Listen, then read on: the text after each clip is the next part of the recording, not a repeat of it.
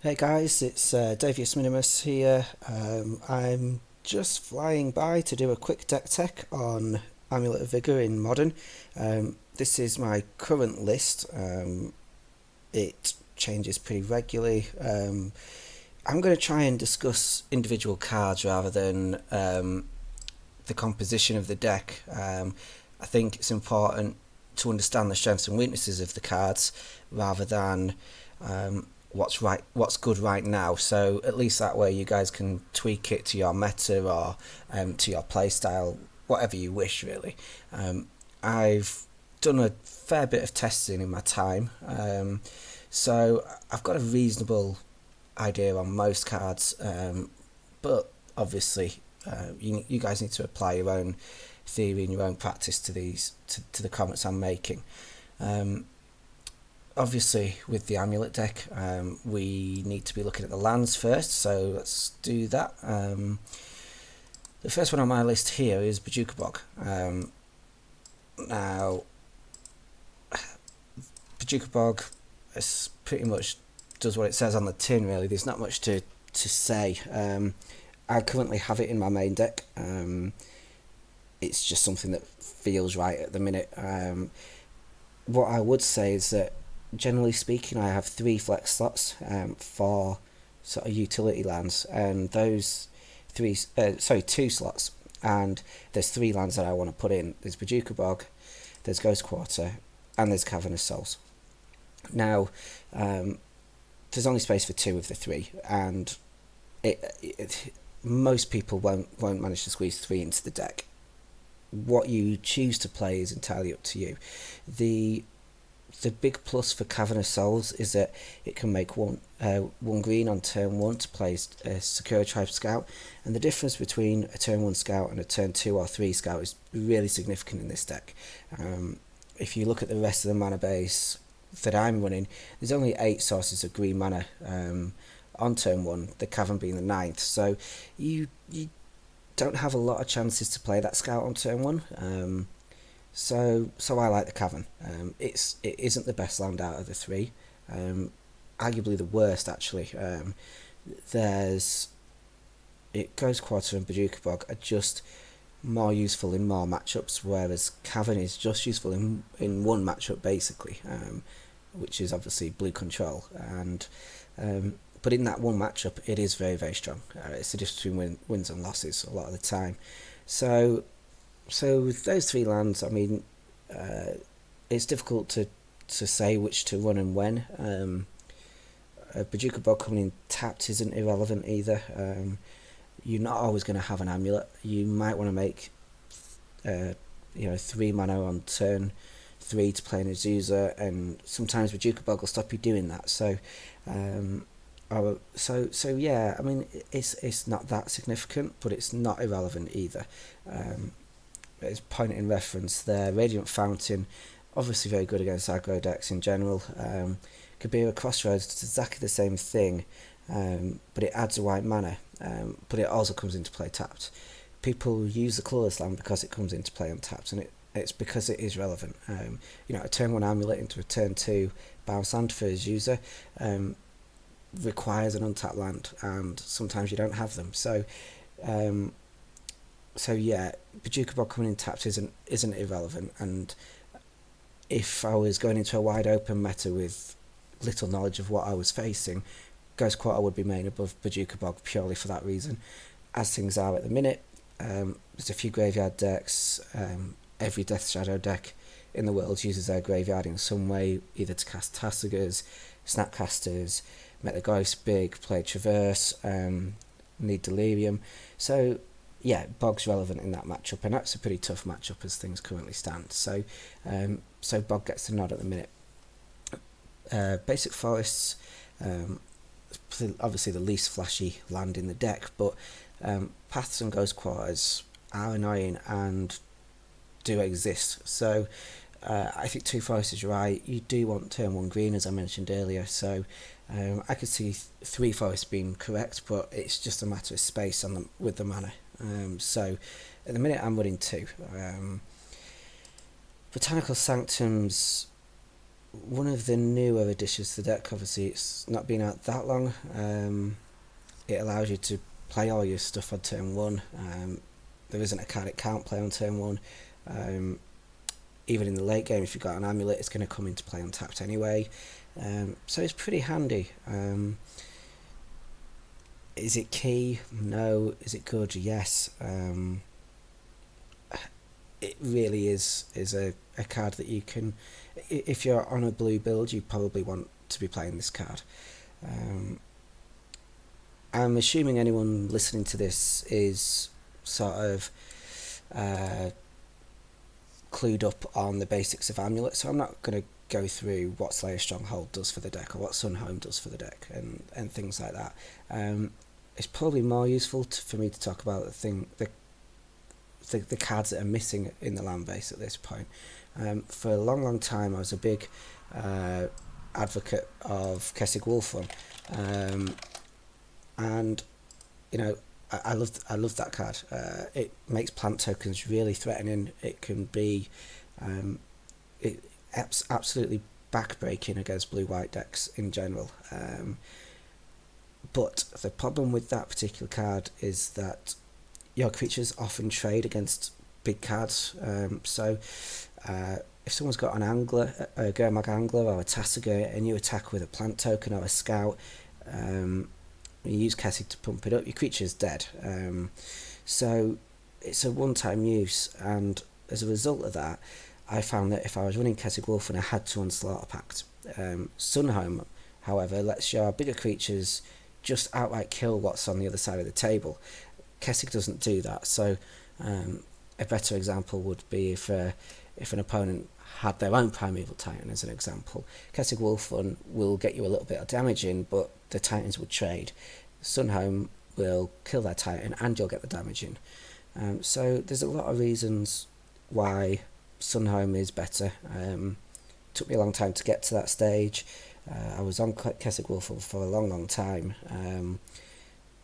The reason I'm telling you all this is to save you doing testing on Kessig, because I genuinely believe that Sunhome is the correct card. So yeah, there's that. One other thing about the mana base, you generally speaking want 8 bounce lands plus Boris Garrison, so 9 in total.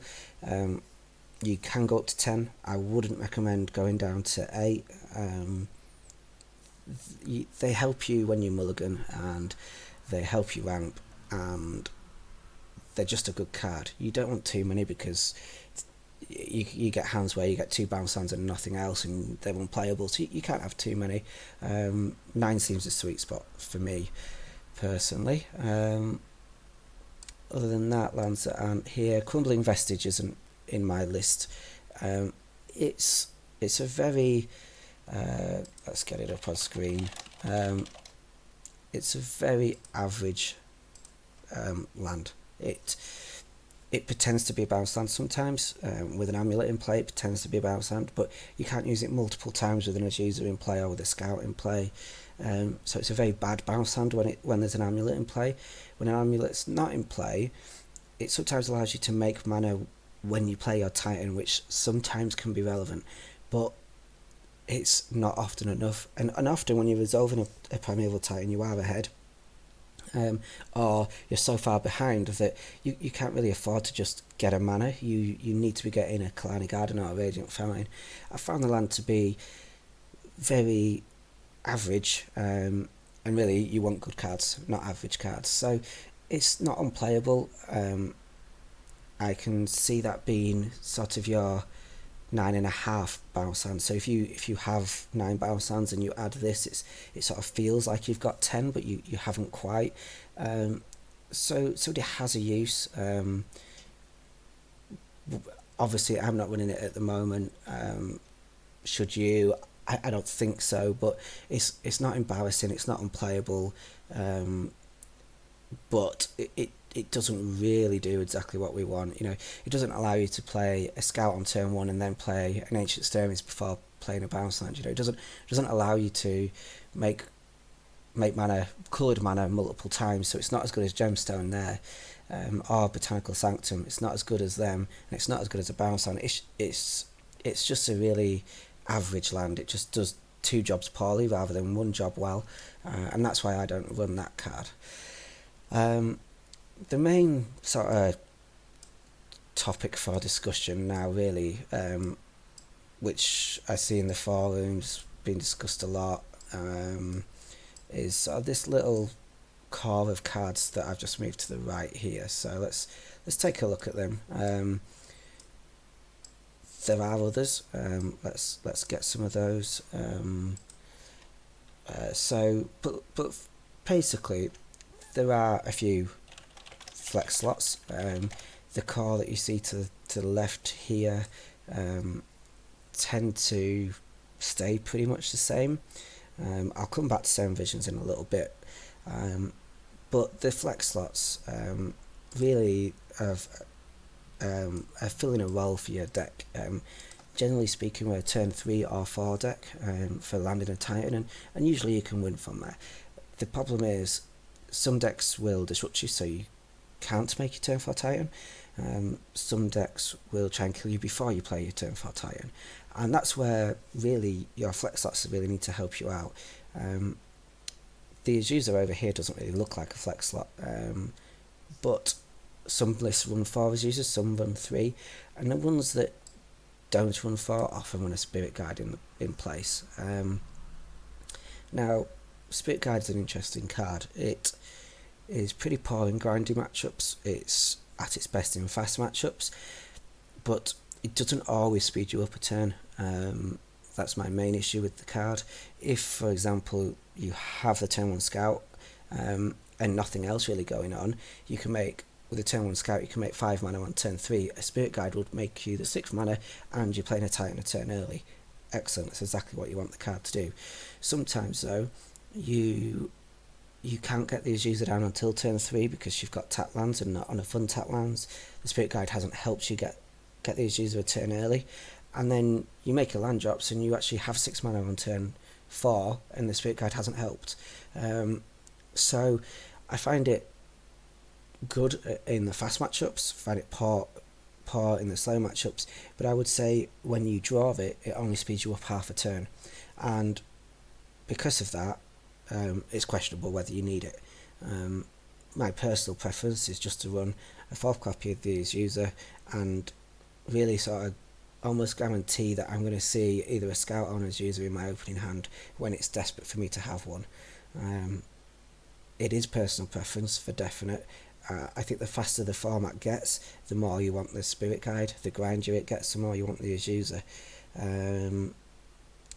But both are valid options, and better players than me have played with Spirit Guide. Better players than me have played with 4 Azusa. So, again, it's one of those where you really need to understand what you're wanting your deck to do and where it is in the meta.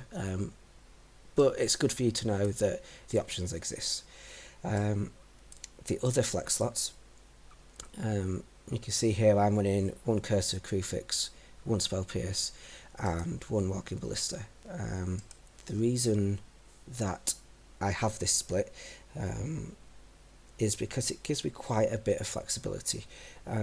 Spell Pierce is a card that I often get asked about and asked why I'm running it.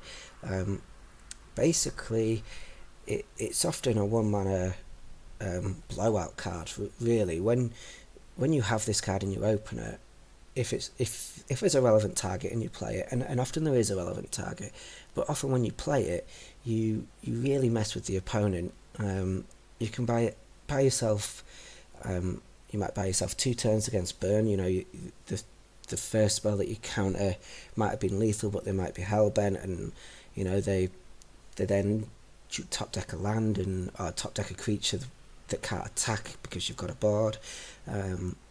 You know, it might buy you a turn against burn, it might buy you 2. The important thing is, if it buys you 1 turn and then you follow that turn up with a Titan, you're going to gain life off of Radiant Fountain, and that 1 turn's difference has turned your loss into a win, and that's what Spell Pierce does really well. It buys you a turn against most decks. Having said that, against a deck like Agnosium, it can buy you 3 or 4. You know, you're counting their key spell, and they've got to spend time digging for a replacement now. They don't play around it. often. Most decks won't, and the beauty of just running one is that you won't draw it when it's not good. So against Affinity, as an example, the card isn't good. There's no two ways about it. It's a bad card against Affinity. But against Affinity, you're not seeing many more than 10 or 11 cards before the game's over. And yes, you might see Spell Pierce, but you're not going to see two, and there's a good chance that you won't see it. And even if you do see it, you might get lucky and tag a Cranial Plating, in which case you'll buy yourself a turn or two. So it's very rarely a dead card, and in the matchups where it's bad, you're not drawing multiples, and you can board it out pretty easily. One comment I've made before about Spell Pierce is that when I cast it, when I manage to counter a relevant spell that I care about, I win maybe 90% of those games. When it resolves, it wins your games. When you draw it late, it can lose your games. But we have a lot of bad top decks in the late game, and generally speaking,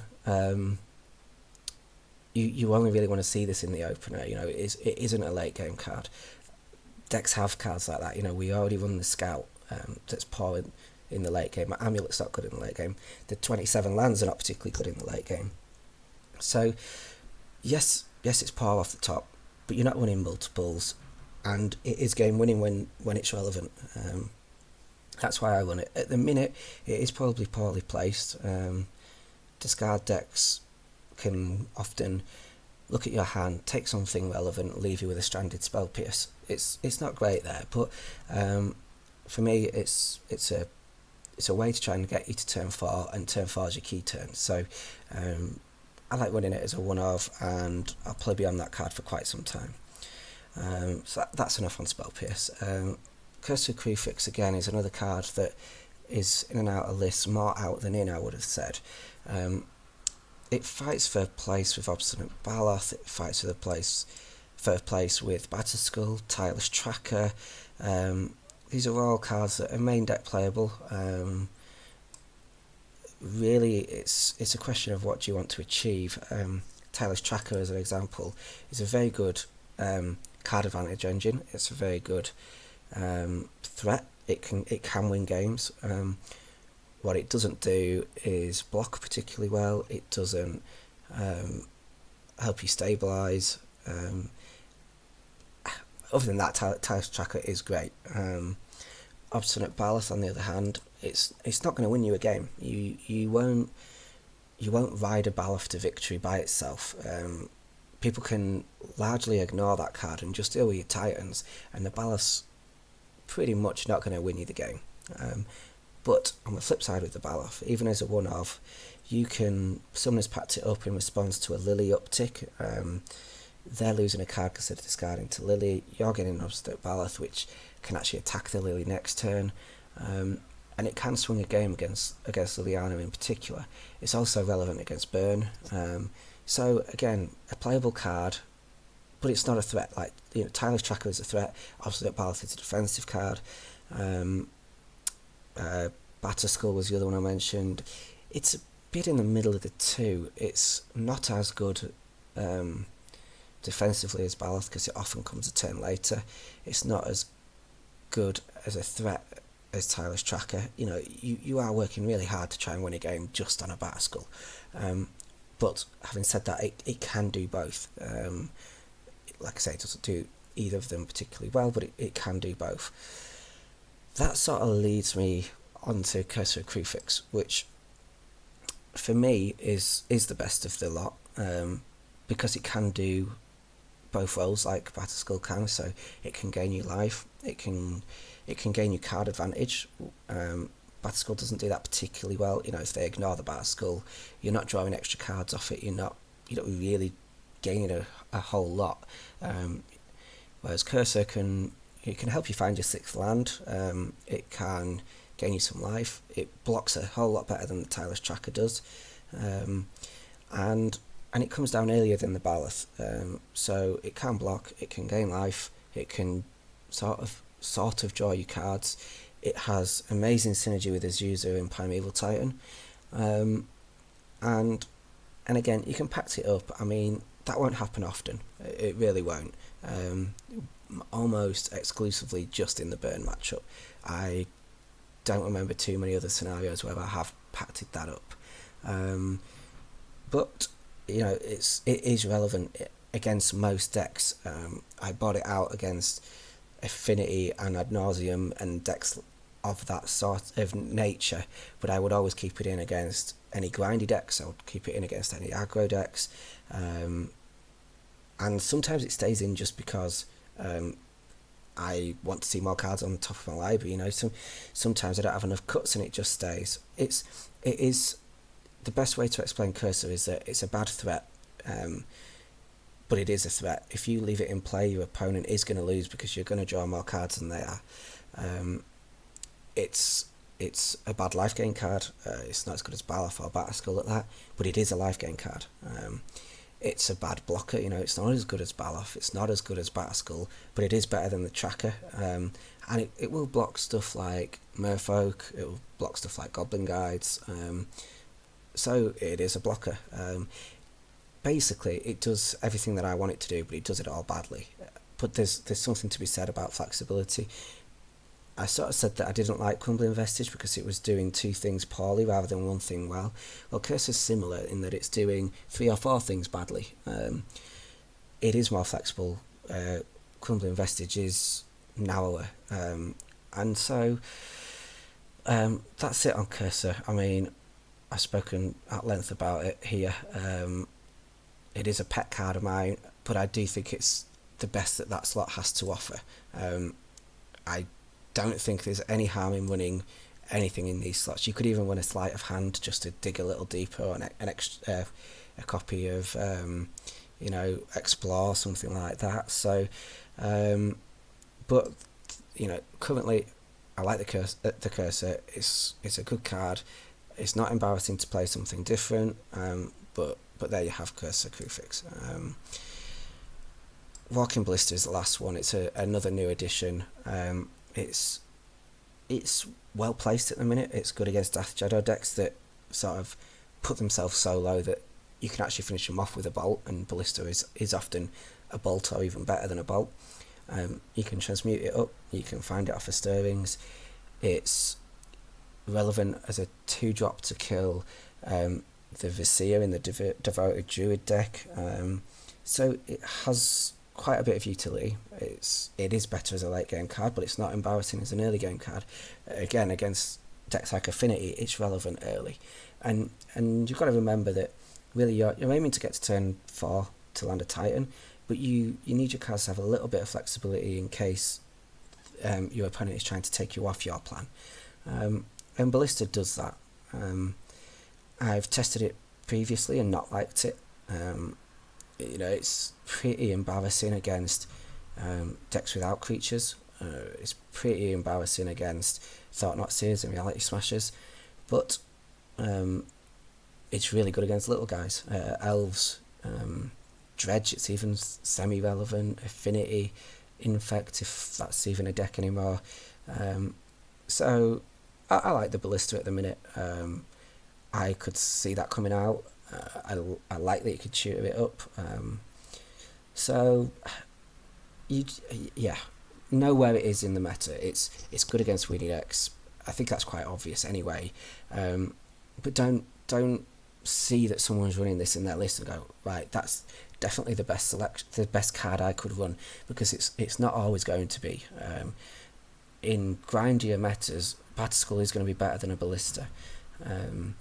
In a combo heavy meta, there's going to be better options than Ballista, like Sleight of Hand or Spell Pierce. So like I say, understand what it does. What it does do, it does well. It is very viable, especially at the minute. But don't blindly put it into your deck list. Right, what else did I want to speak about in the main deck?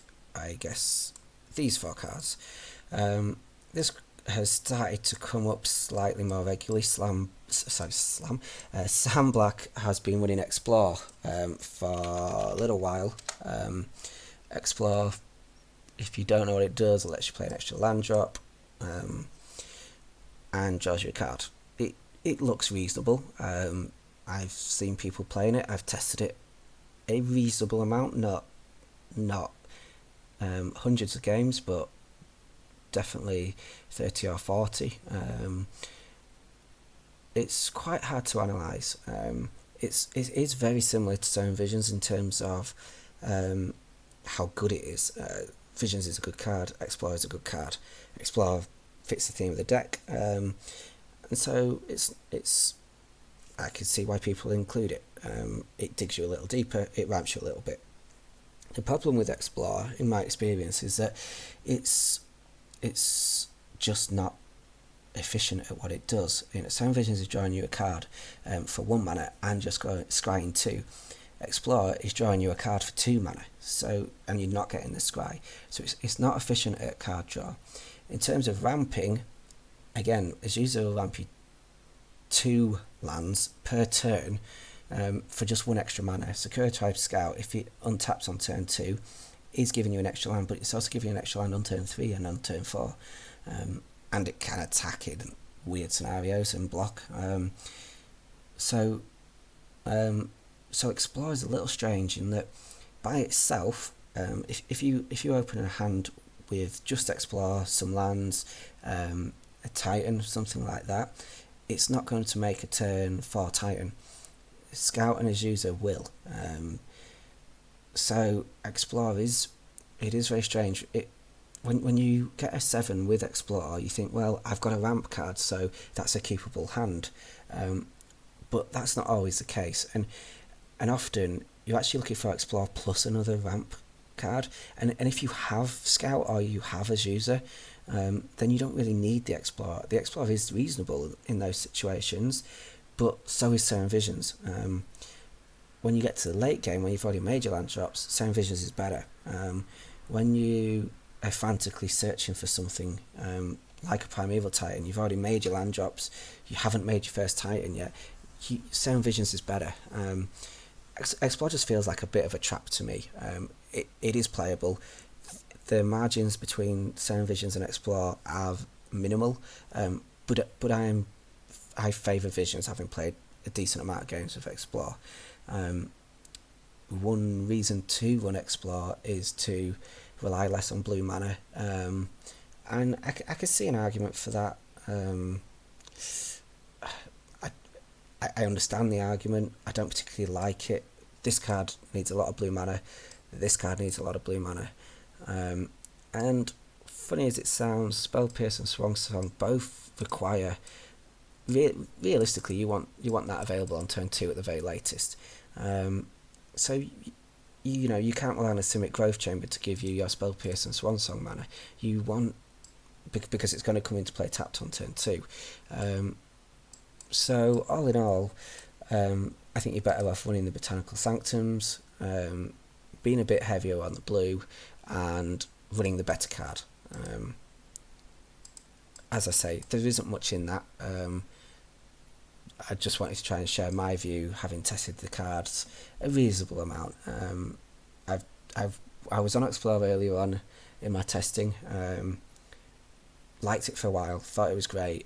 Moved on, played more games, thought it wasn't so great. Went back to Seven Visions, results improved. Saw other people playing Explore, went back to Explore. Liked it for a while, thought it was great. Played it a bit more, thought it wasn't great. Went back to Seven Visions. My results improved again. So I'm solidly in the Seven Visions camp, rightly or wrongly. Again, I'm just trying to share my testing with you guys so that if you don't have the same amount of time as me to just burn, then you don't have to. You can use my experience. That was the aim. With regards to sideboard, how long have I been chatting to myself here for? Who knows? I don't even know how to read this recording stuff. 29 minutes. So if you're still with me at this point, well done. I know this isn't the most entertaining thing, but hopefully it's factual. The sideboard, I'm going to just keep this as brief as I can now. Tireless Tracker is excellent. Hornet Queen is excellent in the same matchups. They are, I would say, key against black-green X decks, and I would in no way ever cut these. The Tireless Trackers often come in for Summoners packs if I'm thinking Surgical Extraction is a thing. By cutting a couple of Summoners packs, if they decide to Surgical Extraction a packs that you've played, they only tag 2 cards. By bringing in the Tireless Tracker, if they tag your Primeval Titan instead, when you draw a Summoners pack, you still have a threat. So I love these cards. They're great. I will probably never replace them. Swan Song, very good against combo decks. I bring it in against most Blood Moon decks, and yeah, I think everyone knows what Swan Song does. It's on the text. It's very efficient at what it does. The 2/2 often doesn't matter. I don't love it against blue-white control. Yes, it's a hard counter, but I've lost to the bird before, which is slightly embarrassing, but it has happened. So although it's still a good card in the matchup, it's not brilliant. I'd much rather just have more threats, to be honest, and run out their counter spells that way. So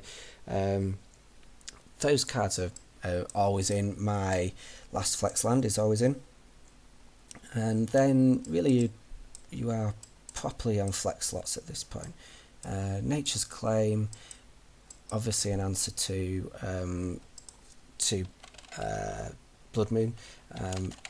It's also clearly a reasonable card against Affinity, and a reasonable card against anything running artifacts and enchantments.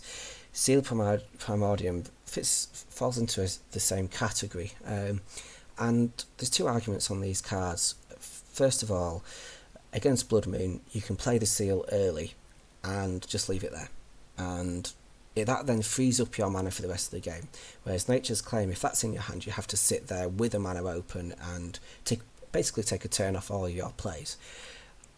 Now, my personal opinion on that is that if someone has a Blood Moon, they're often a remand type deck, or a Mana Leak deck, or a deck with counter spells. If you try and cast this card on turn 2 and they counter it and untap and play a Blood Moon, you just lost. If you pass a turn with mana open and did nothing, they're likely going to jam the Blood Moon anyway because they think they win off it. You can float a green mana, play Nature's Claim, and you haven't lost. You might still be in trouble, you're playing against a Blood Moon deck, but you haven't lost. And that's why, personally, I've always preferred Nature's Claim. The other argument for Seal is that it beats a Chalice of the Void on 1, which is a very, very valid reason to run the Seal. Chalice on 1 is bad for our deck, but having said that, Chalice on 0 is more common, and these 2 cards both deal with that. Secondly, Chalice of the Void isn't that commonly played. If it was, I could see Seal of Primordium being more popular, but as it is, that card isn't played. The main pull to playing Nature's Claim, other than the fact that it saves you a mana, is that you can target your own amulets in response to Destructive Revelry. That card out of burn is exceptionally good against us. Nature's Claim on the amulet prevents the 2 damage that the Revelry would deal and gains you 4, so you net gain 6 life out of the exchange.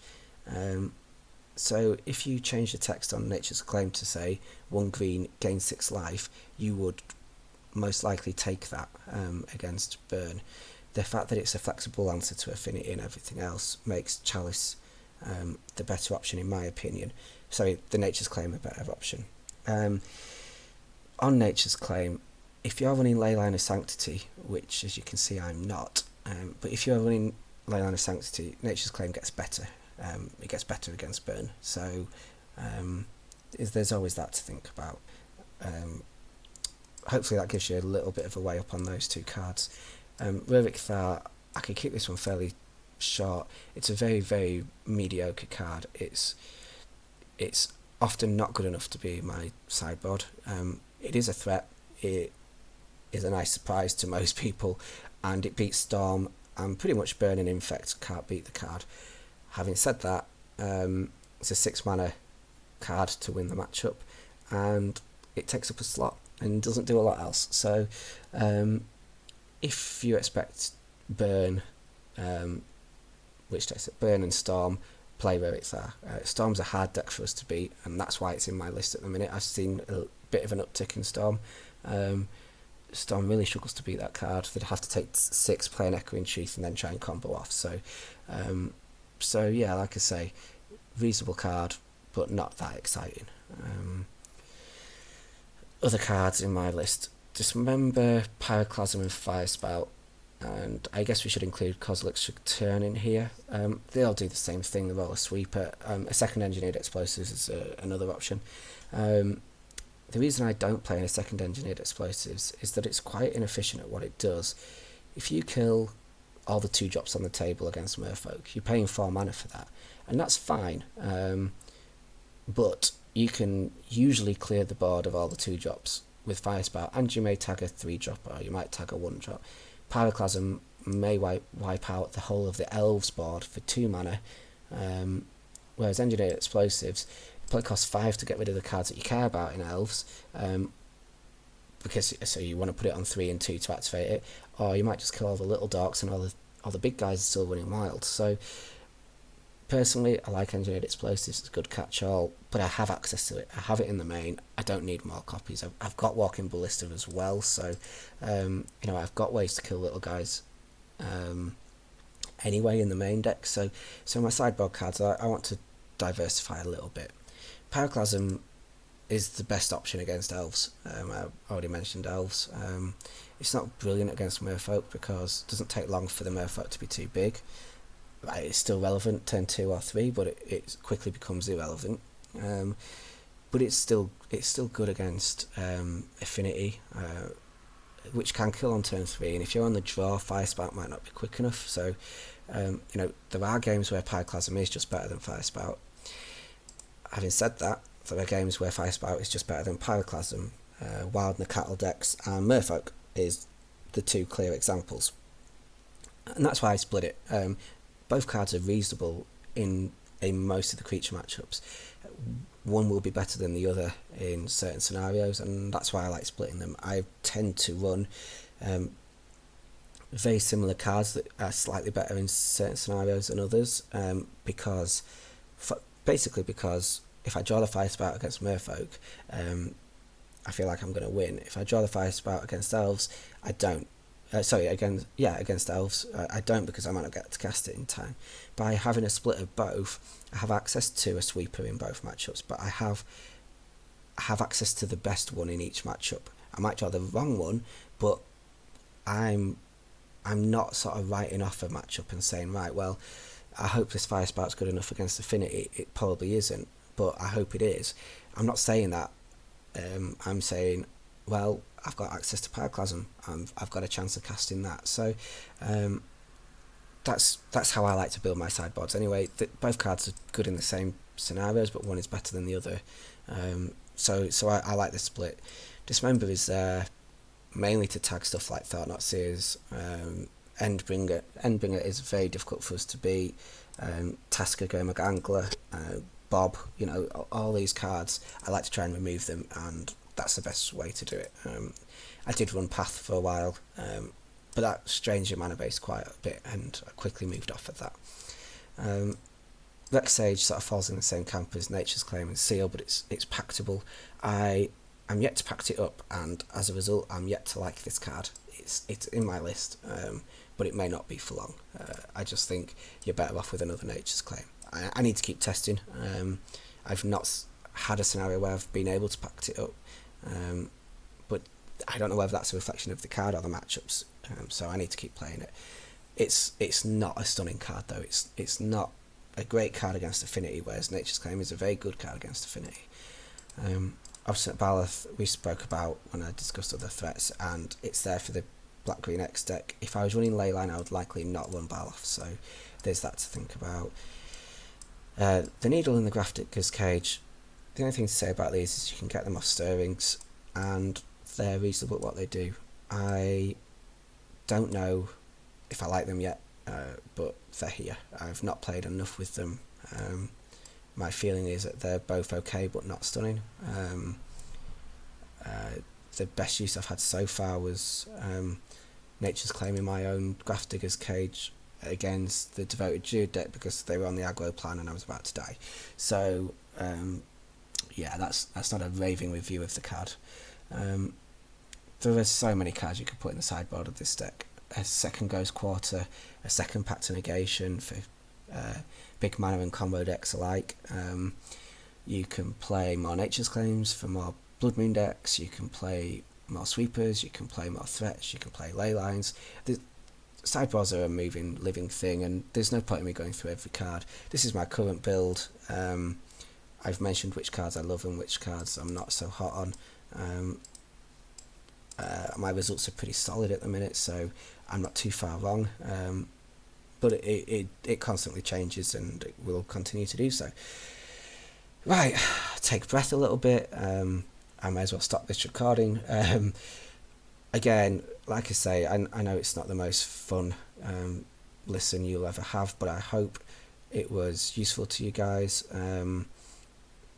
I should add at this point, I run the primer on MTG Salvation. Just look for the Amulet primer. If anyone wants to message me there, my username's Davius Minimus. I'm happy to help anyone and answer questions. Clearly, we're better when we share our knowledge. I will definitely not always be right, but people have helped me build in this deck, and people have helped me tune it, and I would always like to return the favour. So if anyone needs anything, hit me up. I would welcome any feedback on this video, and that's me done for now. Cheers again. Thanks. Bye.